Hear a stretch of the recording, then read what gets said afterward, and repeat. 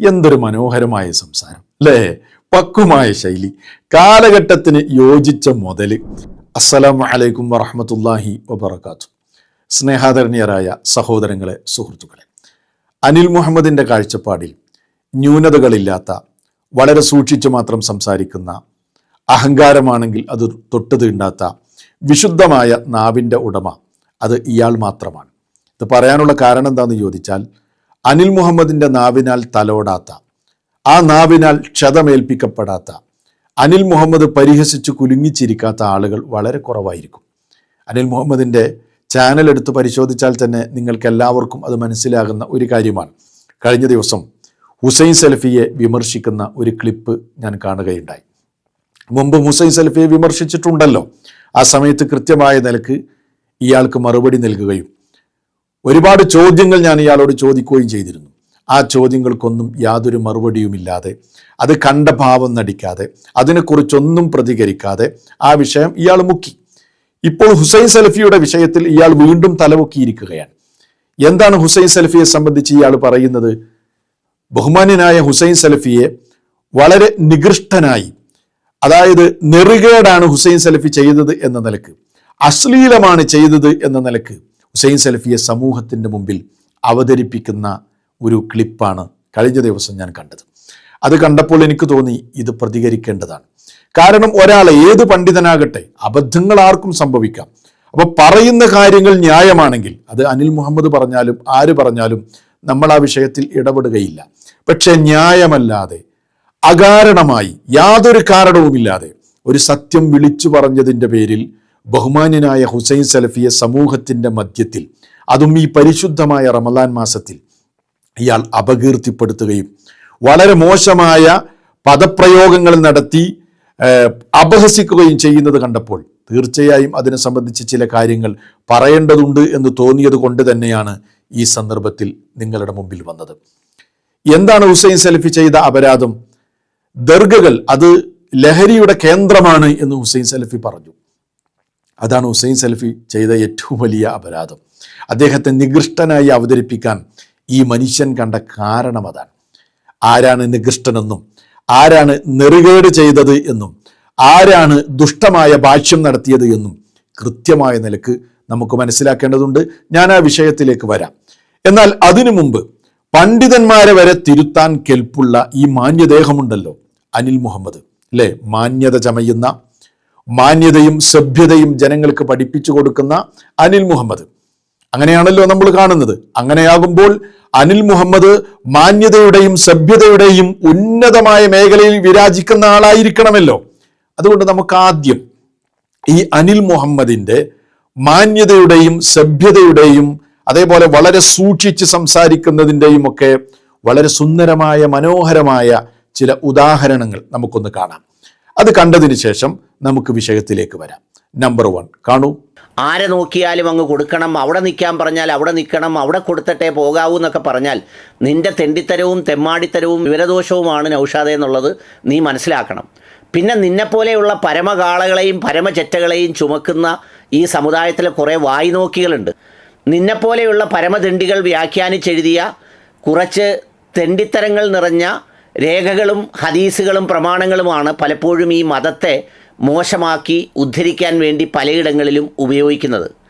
എന്തൊരു മനോഹരമായ വാക്കുകൾ, സഭ്യമായ വാക്കുകൾ, പക്വമായ വാക്കുകൾ, എത്ര സൂക്ഷ്മതയുള്ള സംസാരം. എങ്ങനെയാണ് ഇതിനെ വിശേഷിപ്പിക്കേണ്ടത് എന്ന് എനിക്കറിയില്ല. ഇയാളാണ് പണ്ഡിതന്മാർക്ക് സഭ്യത പഠിപ്പിച്ചു കൊടുക്കുന്നത്. ഈ വിളിച്ചു പറഞ്ഞ നെറികേടിൻ്റെ, ഈ വൃത്തികെട്ട വാക്കുകളുടെ ഒരു ചെറിയ അംശമെങ്കിലും ബഹുമാന്യനായ ഹുസൈൻ സലഫി പറഞ്ഞു. എന്നിട്ട് ആ പണ്ഡിതനെ സമൂഹത്തിൻ്റെ മധ്യത്തിൽ ഇയാൾ എങ്ങനെയാണ് അവതരിപ്പിക്കുന്നത്? വളരെ നികൃഷ്ടനായി അവതരിപ്പിക്കുകയാണ്. ഒന്നാലോചിച്ച് നോക്കൂ. ഇയാൾ ഈ വിളിച്ചു പറഞ്ഞ വാക്കുകൾ ഒരു മുസ്ലിമിൻ്റെ വായിൽ നിന്ന് പുറത്തു വരാൻ പാടുണ്ടോ? ഈ റമദാൻ മാസത്തിൽ ഞാനിത് കേൾപ്പിക്കേണ്ടതില്ല എന്ന് വിചാരിച്ചതാണ്. പക്ഷേ ഇയാൾ ചോദിച്ചു വാങ്ങുകയാണ്. ഏതാണെങ്കിലും ഈ റമദാൻ മാസത്തിലെങ്കിലും ഈ നിലക്കുള്ള നെറികേടുകൾ ഇയാൾ വിളിച്ചു പറഞ്ഞിട്ടുണ്ടല്ലോ. ഇയാളുടെ വായിൽ നിന്ന് വന്നതാണല്ലോ ഇതൊക്കെ. തൗബ ചെയ്യട്ടെ എന്ന നിലക്ക് തന്നെയാണ് ഞാൻ ഇതൊന്ന് കേൾപ്പിക്കുന്നത്. ആലോചിച്ച് നോക്കിയത്. ഇപ്പോൾ നൗഷാദ് ഹസനിക്ക് ഇസ്ലാമിനെ പ്രതിരോധിക്കാൻ വേണ്ടി മറുപടി പറയാൻ, ഇങ്ങനെയാണോ ഇസ്ലാമിനെ പ്രതിരോധിക്കാൻ വേണ്ടി മറുപടി പറയേണ്ടത്? നൗഷാദ് ഹസനി എത്ര തെറ്റായ കാര്യം പറഞ്ഞാലും അതിനെ ഇങ്ങനെയാണോ പ്രതിരോധിക്കേണ്ടത്? ഇതാണോ ഖുർആനും സുന്നത്തും പഠിപ്പിക്കുന്നത്? അതിന് പ്രമാണങ്ങൾ നിരത്തി, തെളിവുകൾ നിരത്തി, കിതാബുകൾ നിരത്തിക്കൊണ്ടാണ് അദ്ദേഹം പറഞ്ഞ വാദങ്ങളെ ഗണ്ണിക്കേണ്ടത്. മാന്യമായ ശൈലിയിലാണ് ഗണ്ണിക്കേണ്ടത്. അതാണ് വിശുദ്ധ ഖുർആനും പ്രവാചകന്റെ ചര്യയും പഠിപ്പിക്കുന്നത്. എന്നിട്ട് അതെല്ലാം ഒഴിവാക്കി വളരെ വൃത്തികെട്ട, ഒരു മുസ്ലിമിന്റെ വായിൽ നിന്നൊരിക്കലും പുറത്തു വരാൻ പാടില്ലാത്ത, കേട്ടാൽ ലജ്ജിക്കുന്ന വളരെ വൃത്തികെട്ട ഹീനമായ വാക്കുകൾ പറഞ്ഞിട്ട് നല്ല വെള്ള ചമയ, എന്നിട്ട് പണ്ഡിതന്മാരെ അപകീർത്തിപ്പെടുത്തുക. ആലോചിച്ച് നോക്കൂ. നമ്പർ 1. ഇനി നമ്പർ 2 ഒന്ന് കേട്ടു. ഞങ്ങളുടെ ഉപ്പുപ്പ മറ്റേത് കൊടുത്തത് കൊണ്ട് നിന്റെ മറ്റേതെല്ലാം കൂടി ഞങ്ങൾക്ക് തരണം എന്ന് പറഞ്ഞ് ചോദിക്കാൻ പോകാത്തത് അവർ തന്തയ്ക്കും തള്ളയ്ക്കും ഉണ്ടായതുകൊണ്ടാണ് ഇങ്ങനെ നക്കുന്നത് കണ്ടു. താങ്കളുടെ എല്ലാ ദ്വാരങ്ങളിലൂടെയും ഉള്ളിൽ പ്രവേശിപ്പിക്കുന്നതാണ് നല്ലത്. ഈ കള്ളന്മാരും കൊള്ളക്കാരുമായി വന്ന പരമദണ്ഡികളായ തൻ്റെയൊക്കെ തലച്ചോറിനകത്ത് എന്താണോ? കേട്ടില്ലേ സഹോദരങ്ങളെ? എന്തൊരു മനോഹരമായ സംസാരം അല്ലേ? പക്വമായ ശൈലി, കാലഘട്ടത്തിന് യോജിച്ച മുതല്. ഈ നിലയ്ക്ക് തന്നെയാണ് അള്ളാന്റെ ദീനിനെ പ്രബോധനം ചെയ്യേണ്ടത്. ഏതാണെങ്കിലും ഇയാൾക്ക് യോഗ്യത ഉണ്ട്, അത് ഞാൻ സമ്മതിച്ചു. പണ്ഡിതന്മാർക്കൊക്കെ സഭ്യത പഠിപ്പിച്ചു കൊടുക്കാനും അവർക്ക് മര്യാദ പറഞ്ഞു കൊടുക്കാനും കാലഘട്ടത്തിന് അനുയോജ്യമായ കാര്യങ്ങൾ ഉപദേശിക്കുവാനും ഒക്കെയുള്ള യോഗ്യതയുള്ള മുതൽ തന്നെയാണ് അനിൽ മുഹമ്മദ് എന്നത് സമ്മതിച്ചു. ഇത് മാത്രമല്ല, ഒരുപാട് കേൾപ്പിക്കാനുണ്ട്, പക്ഷെ ഞാൻ കേൾപ്പിക്കുന്നില്ല.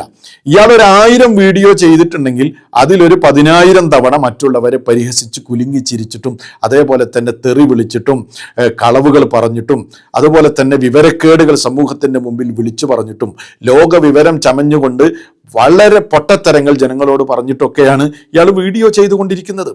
എന്നിട്ട് ഇതൊക്കെ വലിയ കാര്യമാണ്, ഞാനെന്തോ ഒരു വലിയ സംഭവമാണ്, എല്ലാവരെയും കയറി മേയാൻ പറ്റുന്ന ആളാണ് ഞാൻ എന്ന് സ്വയം വിചാരിച്ച് വെച്ചിരിക്കുകയാണ് ഈ സാധു. അതോ എന്തെങ്കിലും ഒരു കാരണത്തിന് വേണ്ടി വിമർശിക്കുകയാണെങ്കിൽ നമുക്ക് ആരെയും വിമർശിക്കാം. ആ വിമർശനം ആരോഗ്യകരമാകണം. തെറ്റായ ഒരു കാര്യം പറഞ്ഞാൽ അതിന് തെളിവുകൾ നിരത്തി നമുക്ക് വിമർശിക്കാം. അതൊക്കെ നമുക്ക് അംഗീകരിച്ചു കൊടുക്കാൻ പറ്റുന്ന കാര്യങ്ങളാണ്. പക്ഷേ ബോധപൂർവം ഒരാളെ അപകീർത്തിപ്പെടുത്തുക അകാരണമായി, അതുകൊണ്ടാണ് ഞാൻ ഈ വിഷയത്തിൽ പ്രതികരിക്കുന്നത്. എന്നിട്ടോ ടിയാന്റെ നല്ലൊരു ഉപദേശം. എന്താണ് ആ ഉപദേശം? ആ ഉപദേശം ഒന്ന് കേൾക്കാം. അവിടെ ഒരു സാമാന്യ മര്യാദ വാക്കുകൾ ഉപയോഗിക്കുമ്പോൾ സൂക്ഷിക്കുകയോ, അല്ലെങ്കിൽ ഈ പണി വിട്ടോളൂ, എന്തിനീ പണിക്ക് നടക്കുന്നത്, അത് നിങ്ങൾക്ക് നിയന്ത്രിക്കാൻ കഴിയുന്നില്ലെങ്കിൽ നിങ്ങൾ മറ്റേതെങ്കിലും ഒരു സംഗതി ചെയ്യൂ. ഉപദേശം നന്നായിട്ടുണ്ട്, ഉപദേശം വളരെ ഉഷാറായിട്ടുണ്ട്. ഇങ്ങനെ തന്നെയാണ് ഉപദേശിക്കേണ്ടത്. അതിന് പറ്റുന്ന എല്ലാ യോഗ്യതയുള്ള ആളാണല്ലോ. അതുകൊണ്ട് നല്ല ഉപദേശം. മര്യാദ വേണം, സൂക്ഷിച്ച് സംസാരിക്കണം. സൂക്ഷിച്ച് സംസാരിക്കാൻ കഴിയില്ലെങ്കിൽ വേറെ പണി നോക്കണം എന്നാണ് പറഞ്ഞത്. അങ്ങനെയാണെങ്കിൽ അനിൽ മുഹമ്മദിന് ഇപ്പോൾ വേറെ ഏത് പണിയാണ് നമുക്ക് കൊടുക്കാൻ പറ്റുക? ഇതിപ്പോൾ ആകെ ആശയക്കുഴപ്പമായല്ലോ. വേറെ ഏത് പണിയാണ് ഇയാൾക്ക് പറ്റുക?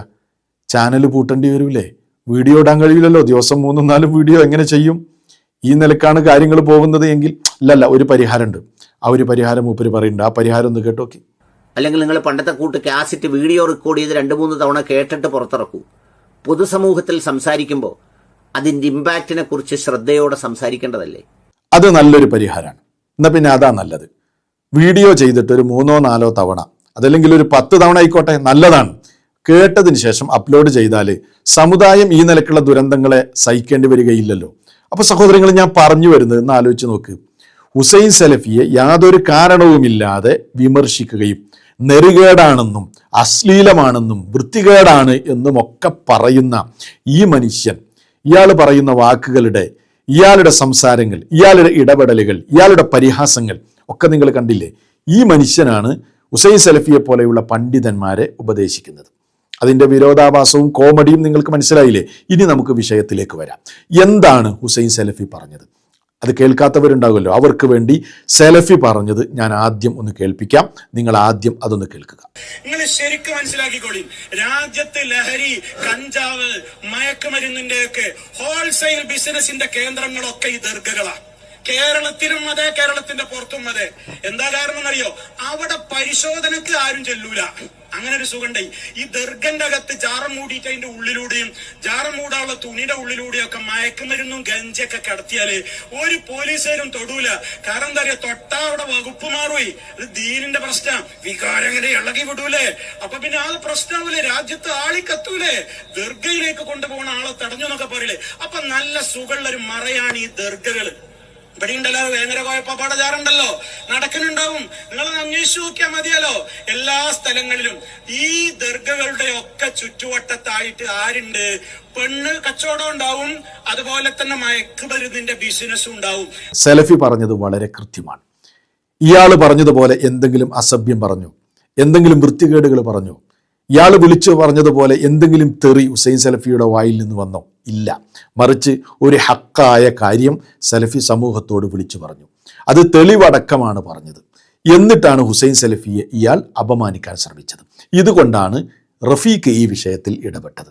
അകാരണമായി ഒരാളെ അപമാനിക്കാനും അപഹസിക്കാനും ഒരിക്കലും സമ്മതിക്കുകയില്ല എന്നതുകൊണ്ട് തന്നെയാണ് ഈ വിഷയത്തിൽ ഇടപെട്ടത്. അപ്പം അനിൽ മുഹമ്മദ് ഈ വിഷയം പൊക്കിപ്പിടിച്ചു വന്നപ്പോൾ എല്ലാവരും വിചാരിക്കണ്ട ഇതിപ്പോൾ ഇങ്ങനെ വൈറലായൊരു ക്ലിപ്പാണ്, അതിന് മറുപടി പറയുകയാണ് എന്ന നിലക്കാണ് ഇയാളിത് കൊണ്ടുവരുന്നത്. പക്ഷേ അങ്ങനെയാണോ? അല്ല. ഇതിങ്ങനെ ഈ വിഷയം തന്നെ ചർച്ചയല്ല, മറിച്ചൊരു പ്രഭാഷണത്തിൻ്റെ ഒരു ഭാഗം മുറിച്ചു കൊണ്ടുവന്ന് അതും കട്ടുമുറിച്ചുകൊണ്ടാണ് അനിൽ മുഹമ്മദ് സമൂഹത്തിൽ തെറ്റിദ്ധാരണ പരത്തുന്നത്. കാരണം സലഫി ഈ വിഷയം പറഞ്ഞതിന് ശേഷം ജിഫ്രി മുത്തുക്കോയ തങ്ങൾ ഈ വിഷയത്തിൽ പറഞ്ഞ ഒരു ക്ലിപ്പ് കേൾപ്പിച്ചുകൊണ്ട് വ്യക്തത വരുത്തിക്കൊണ്ടാണ് സംസാരിക്കുന്നത്. ആ ഭാഗം കേട്ടാൽ വളരെ കൃത്യമായ നിലക്ക് ആർക്കും അത് മനസ്സിലാക്കാൻ കഴിയുന്ന കാര്യമാണ്. അവിടെ വിദഗ്ധമായി മുറിച്ച് ജിഫ്രി മുത്തുക്കോയ തങ്ങൾ പറയുന്ന ഭാഗം ജനങ്ങളെ കേൾപ്പിക്കാതെ ഇയാളാണ് ശരിക്ക് കളവ് നടത്തുന്നത്, ഇയാളാണ് ശരിക്ക് സമൂഹത്തിൽ ഫിത്തനയും ഫസാദും ഉണ്ടാക്കുന്നത് എന്ന കാര്യത്തിൽ യാതൊരു തർക്കവുമില്ല. നിങ്ങൾ ജിഫ്രി മുത്തുക്കോയ തങ്ങൾ പറഞ്ഞ ഭാഗം ഒന്ന് കേട്ടു നോക്കൂ. അപ്പൊ നമ്മൾക്കൊരു ധാരണ ഉണ്ട്, വലിയ എന്ന് പറഞ്ഞാൽ എവിടെയെങ്കിലും ഒരു മുണ്ടോ അല്ലെങ്കിൽ പച്ചയോ പോച്ചുകൊണ്ട് വല്ല മസാറ് കൂടിയ പിന്നെ കീശയിലും ഇവൻ കഞ്ചാവും വെച്ച് നടക്കണവനാണ്. അങ്ങനെ ഉണ്ടല്ലോ, പല മസാറുകളിൽ പോയി നോക്കിയാൽ പലരും കാണും. ഞാനൊരിക്കലും പുളിക ഉറൂസിന് പോയി. പുളിക ഉറൂസിന് പോയപ്പോൾ ഉറൂസ് കഴിഞ്ഞപ്പോൾ എനിക്ക് യാത്ര ചെയ്യാൻ രാത്രി ആകുമ്പോൾ ഉറക്കം വയ്ക്കുന്ന വലിയ വശം. ഞാൻ പറഞ്ഞു ഇവിടെ ഉറങ്ങണം എന്ന് പറഞ്ഞു. അപ്പോൾ അവരൊരു ഗസ്റ്റ് ഹൗസ് ഉണ്ടായി തന്നെ അവർ സൗകര്യം ചെയ്തു. അങ്ങനെ കുറച്ച് ഈ ഉറൂസിൻ്റെ അടുത്താണ് ദിക്റൊക്കെ നടക്കുന്ന ഒരു സ്റ്റേജ് ഉണ്ട്. അപ്പോൾ കുറച്ച് കഴിഞ്ഞപ്പോൾ ഈ മക്ബറയിൽ നടക്കണ കുറേ ഔലിയാക്കന്മാരുണ്ടല്ലോ, പച്ചയും ചോപ്പൊക്കെ ഇട്ട് തലയിൽ വലിയ കെട്ടൊക്കെ കെട്ടി അവർ രണ്ടാളുകൾ ഇങ്ങനെ വരിക. രണ്ടാളപ്പോൾ ഒരു പെണ്ണുണ്ട്. അങ്ങനെ വന്നിട്ട് ഇവരെന്താക്കി തരാം, ഒരുത്ത അപ്പാത്തും കിടന്നു, ഒരുത്ത അപ്പാത്തും കിടന്നു, നടുക്ക് പെണ്ണും കിടന്നു. അപ്പം ഞാൻ അങ്ങനെ കുറേ ആലോചിച്ച് ഇവരെങ്ങനെ ഇപ്പോൾ ഈ ഔലിയാക്കന്മാരൊപ്പം ഈ ഒരു പെണ്ണിനെ കൊടുത്തിട്ട് ഞാൻ പറഞ്ഞു ഇവരോട് നിങ്ങളൊന്ന് പോയി പറയുക അവരോട്, അങ്ങനെ ഒരു പെണ്ണും രണ്ടാളും കൂടി കെടുക്കാൻ പാടില്ല, ഇവരിത് എവിടുത്തേരാ എങ്ങനെയാണ് ഇവരെ മുന്നിലുള്ള ബന്ധം എന്നൊക്കെ ചോദിച്ചു. അപ്പോൾ ഇവർ പറഞ്ഞത് എന്താണെന്നറിയോ, ഒന്നും ഉണ്ടാൻ പറ്റൂല തങ്ങളെ, അവർ വലിയൊരു ലോബിയാണെന്ന് പറയും, ഒന്നും ഉണ്ടാൻ പറ്റൂല ഇവരെന്ത്. അപ്പം ഞാൻ അവരെ ചെന്ന് കണ്ട് അവിടെ നിന്ന് ആട്ടി ഓടിച്ച് പറഞ്ഞയച്ചു. അപ്പോൾ എന്നോട് പറഞ്ഞു ഇനിയിപ്പോൾ രാത്രി, ഞാൻ പറഞ്ഞു എനിക്കൊന്നും ഉണ്ടാവില്ല പറഞ്ഞു. അപ്പോൾ അവരെന്ത് ഉപദ്രവിക്കുമെന്നാണ് പിന്നെ പറയണത്.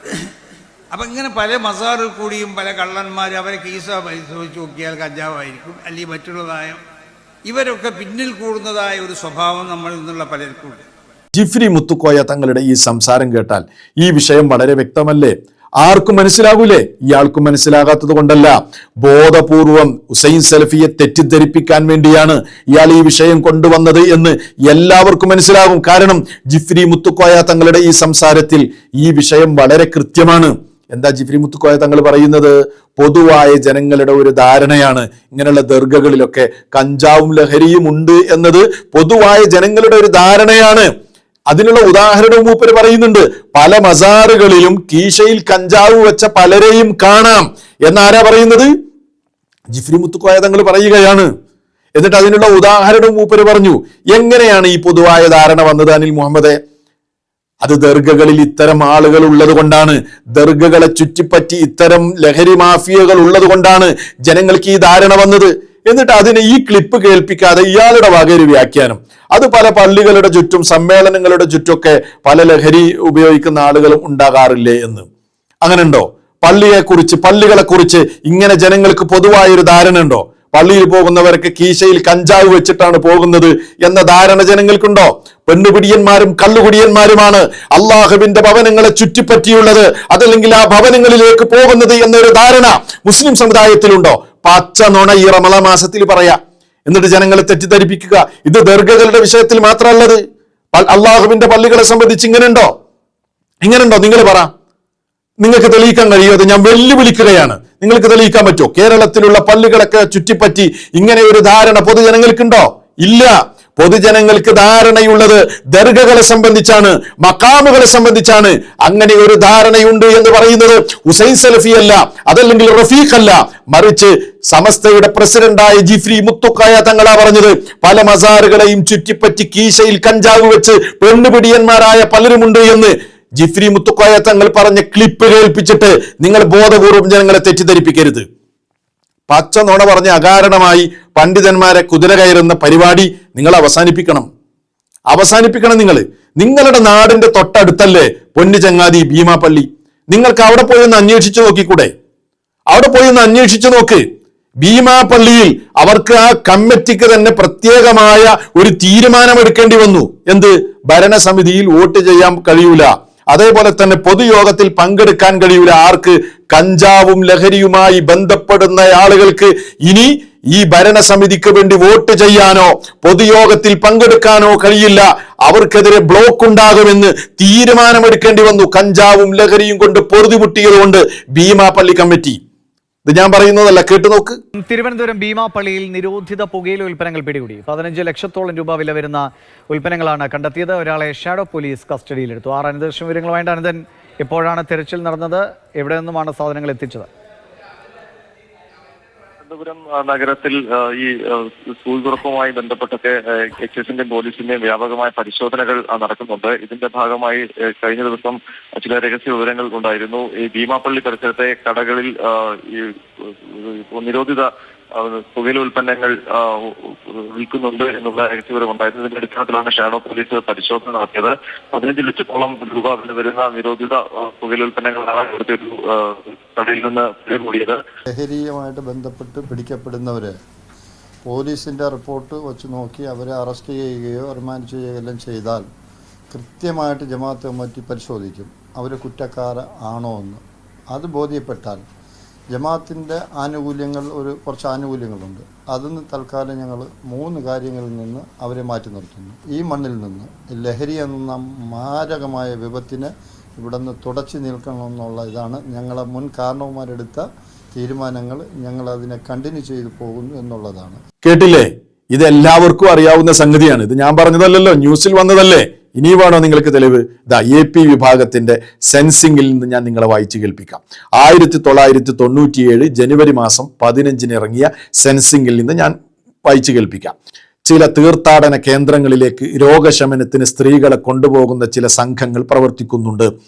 ഏർവാടിയും നാഗൂരും മുത്തുപേട്ടയുമാണ് അവരുടെ ലക്ഷ്യം. ആ സ്ഥലങ്ങളെ കേന്ദ്രീകരിച്ച് നടക്കുന്ന സാമൂഹ്യ ജീർണതകൾ ഇന്ന്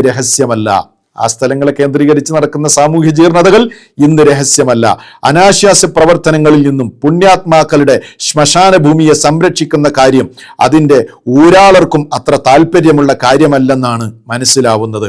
പണവും സ്വന്തം സ്ത്രീത്വവും നഷ്ടപ്പെടാൻ മാത്രം വിധിക്കപ്പെട്ട ഹതഭാഗ്യകളുടെ കഥയാണ് ഈ തീർത്ഥാടകരിൽ നിന്നും കേൾക്കാനിടവരിക. നേർച്ച സ്ഥലങ്ങളെന്ന് പറയുന്ന ഉത്സവപ്പറമ്പും പൂരപ്പറമ്പും അള്ളാഹു വിരോധിച്ച സർവ്വകാര്യങ്ങളും നടക്കുന്ന സ്ഥലങ്ങളാണ്.